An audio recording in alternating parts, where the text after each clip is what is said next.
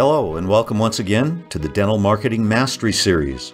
This podcast is brought to you by dentalwebcontent.com and New Patients Incorporated.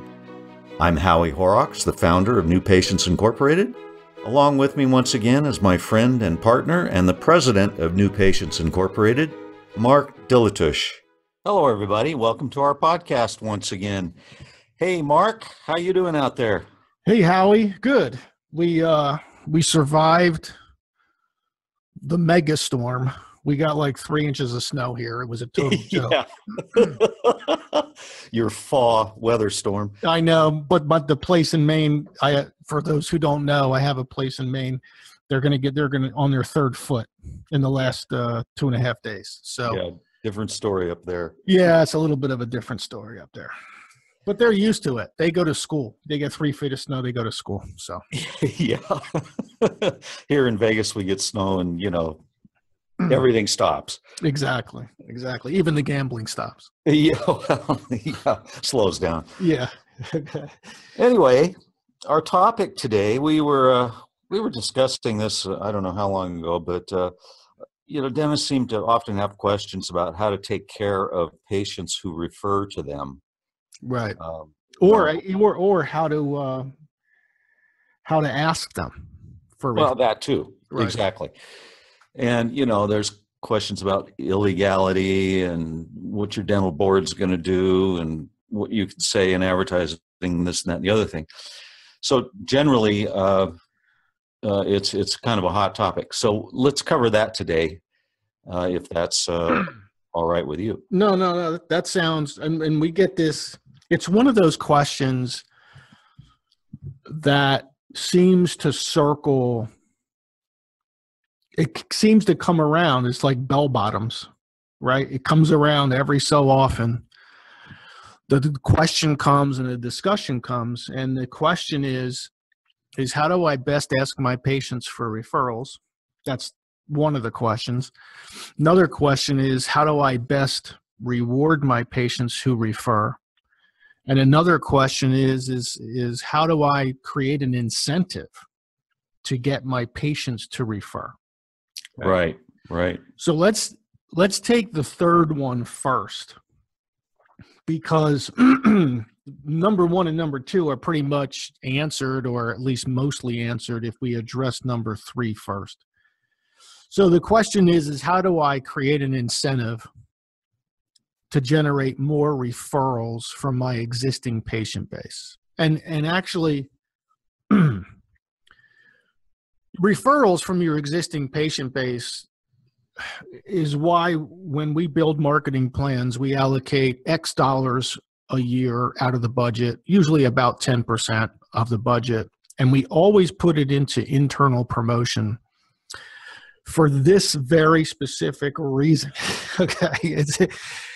It never is a bad idea to properly promote the benefits of the dentistry that you provide, or your conveniences, or your technologies, or whatever other marketable attributes you have to your existing patients. It's just never a bad investment. So, and what happens in result of that investment is you get really two things. You get additional treatment acceptance from your existing patient base. That's number one. Number two, you get additional new patients from your existing patient base through their referrals of family, friend, coworkers, almost anyone they run into, if they become happy and become vocal advocates of your dental practice. You also get another thing. You get lowered expenses. It's much cheaper to generate patients from your already existing patient base than it is to go out and generate patients from strangers. And that's what a marketing company does, is they try to minimize risk and minimize cost to generate a higher ROI. So that's part of this whole part of everything that we do is centered around, creating a group of advocates really out of your patient base. So how do we give them an incentive? Well, I'm going to stop the dentists right there. And we're going to talk about a couple of things. I'm going to say that as of the last time that we looked, asking or openly soliciting referrals from your existing patient base, especially when creating an incentive to do so, is way against your state board regs in 32 states. So I don't know what state you're from, but if you were on, let's say, a roulette table, about half the numbers or more, you would have more than half, well, 2/3 of the numbers would take you out. So be very careful when trying to create an incentive, and certainly communicating it in an open manner, let's say through written word, emails, social media, what have you. Because if that gets picked up on by a dentist in your state and they see that and they report you, you will get a nasty gram from your state board. Right. So now there's a secondary reason besides a state board letter. And this falls, and we didn't even know this while we were testing this that many years ago. We sought out to test what works and what doesn't work, just like we always do with everything, right? And when it comes to internal promotion through referral, obviously you're going to try to test everything. So what we found is that we couldn't really nail down why incentives didn't work, because we did them during our testing. Right? They didn't work as well as not using them. And we always wondered why. And then we came to the realization of the two really different types of relationships that your patients want or are seeking from you. And it's very similar to the different types of relationships that consumers want or seek out through other healthcare providers and even other businesses. It doesn't even have to be in healthcare.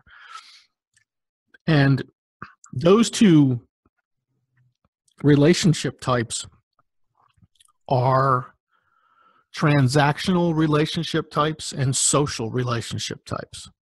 Right. Two different things. So who was the guy that brought that? We stumbled upon this actually, Howie, after we did our testing. It was one of those aha moments where where somebody actually writes down the reason why all the stuff you spent all that money trying didn't work. Yeah, we figured it out, on the spreadsheet. But then, a fellow by the name of Dan Airley came along and really, put it down in words. So basically, it was Dan Airley is a professor of behavioral economics at Duke University and wrote a book years ago called Predictably Irrational: The Hidden Forces That Shape Our Decisions. And in it, he gives this really funny story, this example, but it perfectly illustrates the difference between, say, a market norm or a transactional norm versus a social norm or a social transaction.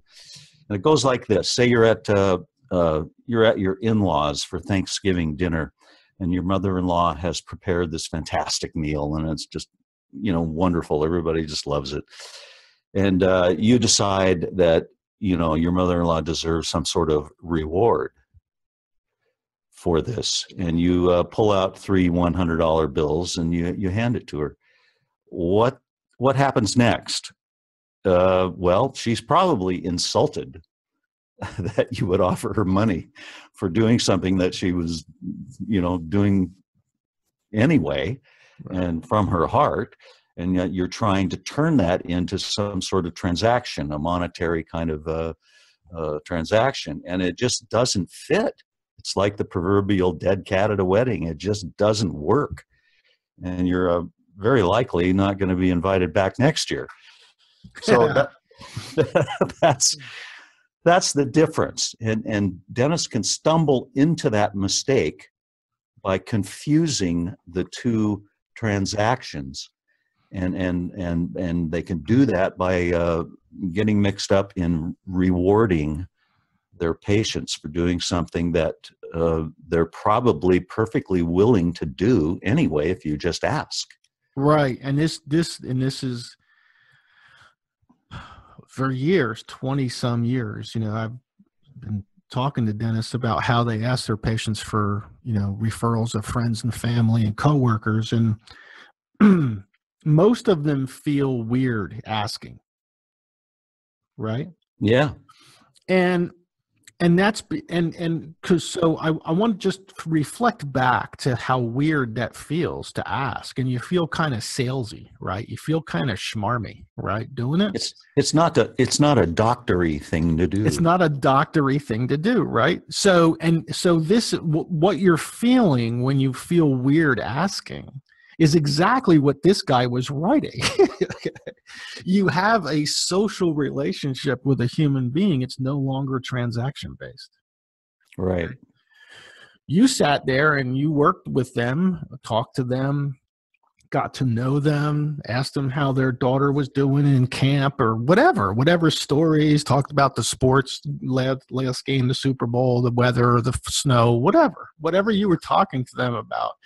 This is now a social engagement. This is no longer a transactional engagement. So what this gentleman was talking about was when the end of that social engagement happens and you ask for an additional transaction, it just feels odd. Right. It confuses them. It just feels odd. It confuses them. It feels odd to you. Now you can take this further and you can say, well, we have this can out front, and if we put your name in it, we're going to put your name in it every time you send us a referral, and we're going to do a drawing for an iPad. Okay. Well, now you just changed a wonderful social relationship that your patient actually does feel, and you made it transactional again. Right. Okay. So well, and there's another pitfall too. Right. It's kind of the other side of the, there's a canyon here and you can't run into the walls. There's another wall. If you fail to acknowledge a patient who has sent you, then you're toast. You're done. Right. He didn't even thank me. I sent him my brother and he didn't even thank me. Right. Right. So you've got to thank them and you've got to incentivize them. But you see how it's a confusing area. It's right. So now I'm going to take it to another social. This is a very realistic, probably extremely sexist, but nobody's ever accused me of being politically correct anyway. So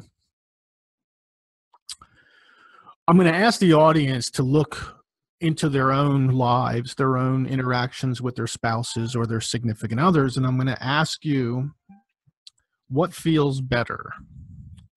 To receive a gift when you know you're supposed to receive a gift, like your birthday or your anniversary or Valentine's Day. Hey, that's today. That's today, right? Or does it feel better when the gift comes from the heart, out of the blue, on some random Thursday, right? Right. So if you ask a woman that question, this is the sexist part. If you ask a woman that question, 99.9999999% of women are going to say, no, man, send me the gift. Give me the gift from your heart on a random day. That means more than my birthday, let's say, or Valentine's Day, or Christmas, or whatever holidays that you're a part of. So here's how to do it right. Here's how to avoid this trap of thinking you have to create an incentive. You create the incentive on the back end by rewarding properly. Okay, that's how it works. So Mrs. Jones comes into the office, and Mrs. Jones has been a patient for a while. She came in for her cleaning appointment. And after her cleaning appointment and exam, the doctor finds no additional work necessary. And the hygienist looks at Mrs. Jones and says, "Hey, Mary, how do you like it here?" And Mary says, "I love it here. I keep coming back. You guys are awesome. You're always happy. I love this place." So the hygienist says, "Here, Mary, here, I got these things for you. These are gifts. You can give them to anybody you want. They could be your family, your friend, your mom, your dad, doesn't matter. Somebody at work maybe who might be looking for a great dental office. These are like Kohl's Cash. You can just give them to anybody that you know, and put them up on your refrigerator at home, and then just grab them when you need them." So Mrs. Jones goes, "Oh, thanks." And she goes home and she puts these things up on her refrigerator, assuming it's not stainless steel. If it is, she puts them in her takeout menu drawer because magnets don't stick to stainless steel. And she puts them there and she pulls them out when she needs them. Now, when she uses them, Bobby Jones, former 76er, he comes into the office and says, "Yeah, my wife referred me to your practice. She says you guys are great. I haven't been to the dentist in 4,000 years, and I guess now's the time." So Bobby Jones comes in, you update the database, referred by Mary Jones. Now this is where the surprise gift comes in. This is where the incentive comes in, but you don't use the incentive up front. No, you don't tell them. You don't tell them it's coming. Yeah. Okay, just like you don't tell your wife when you're going to get her a bouquet of flowers for no reason at all on a random Thursday. You don't call your wife and tell her that. If you are, beat your head against the wall. Okay. So Mary refers Bobby Jones. And then about 2 or 3 weeks later, Mary gets a gift totally out of the blue. And it's a thoughtful gift. It could be a Visa card. It could be a movie ticket. It could be anything, really. It could be local community theater. It could be literally anything that you get from around town from your local merchants, right? Maybe it's a business that you have a cross referral relationship with. Wonder how that would work, right? But the point is that Mary gets this and she is totally, completely surprised. She didn't know she was going to get this when she referred Bobby. Now, how much of an incentive do you think Mary has to take those referral brochures and use them more often now? That's a hell of a lot more motivation than if you actually told her what she was going to get before she referred Bobby. Right. We're going to give you $50 credit. Well, that sounds pretty good. Who wouldn't like that? But you don't even do that. This works much better than a $50 credit. Much better. Much better. Much better. Okay. And you keep the money out of it. Yeah. And maintain the social connection that you have with your patient. That's right. That's right. And it's between you and them. Nobody else. This isn't something that you brag about on your website or your social media. No. Or anywhere else. This is between you and Mary. Okay. You can brag about maybe the Smiles for Life campaign that you're sponsoring, or maybe the trip to New Guinea, okay, that you took to help the poor in that country with their health care. You can obviously, make a big deal of those things, but not one-on-one social interactions with people. They want to keep that private. And by doing it the way we just suggested, here's what will happen. You and your team aren't going to feel schmarmy. Okay. Right. This is not against your social principles at all. Okay. Hey, Mary, how do you like it here? Well, I like it here. You guys are always happy. Well, here's some free gifts. You can give these to anybody that you know, husband, friends, family, coworkers, whoever. And, just put them in your takeout menu drawer, throw them up on your refrigerator, and grab one whenever you need them. Because we'd love to fill our practice with people just like you, Mary. That's it, man. That's all you have to do. That's all you have to say, right? So now, there are some practice management principles with this technique. If you notice at the beginning of this, I said that Mary Mary had her cleaning and there was no additional operative treatment necessary, that's one of the 2 times that you would present these referral rewards to your existing patients, right? The other time is when, let's say it's Mary and she just had a whole bunch of work done, and the next appointment is going to be for routine 6-month recare. So here are the 2 times. When the patient has completed their operative treatment and is ready for routine recare, and when the recare visit showed no reason to come in for additional operative treatment. Those are the 2 times your patients are the happiest with you, when they're done their treatment and when they need no additional treatment other than professional cleaning. Okay? So if you do this at those intervals and you make it social, just like I just mentioned, okay? Because it is a social transaction. If you're a dentist listening to this, if you don't think staring into somebody's mouth for a half hour or 45 minutes, 4 inches away with instruments and all kinds of stuff going, if you don't think that's personal, you're crazy, okay? Dentistry is about as personal, as upfront and in your face as you can possibly, right, Howie? Oh, yeah. I mean, it's invasive. It's invasive. Okay, I mean, there's no way around it. It has to be, but dentists get immune to that. They don't understand that they are literally in people's faces. Right. The whole time. And that, you know, when a person, even a friend comes up and stands too close to you, you know, you get kind of like, hey, dude, back off. You know, I have my personal space. Well, you violate their personal space every day, right, multiple times a day. And you're immune to it, but they're not. Right. They're not immune. And they've chosen to allow you into that close. Yeah. That's a pretty amazing stretch, right? So they're look at you on a social level after the first visit. They're not looking at you at the transactional level. Okay. Now I'm going to just throw in one little point.